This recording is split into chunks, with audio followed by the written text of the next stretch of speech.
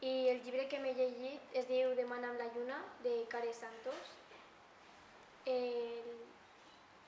L'any d'edició és de 2007 i té unes 193 pàgines i tracta sobre una nena que es diu Blanca, que té 16 anys, i pateix bullying per culpa d'un nen de la seva classe que es diu Àlex.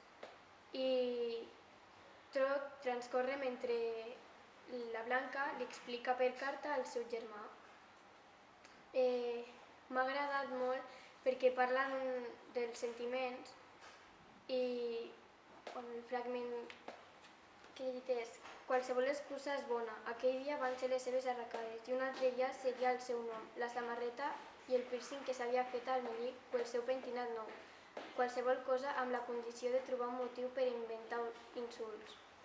El millor és no donar-li gaire importància, tothom li diu el mateix, no fer-li cas, veure que no ha sentit res, no veure-hi, no ser-hi.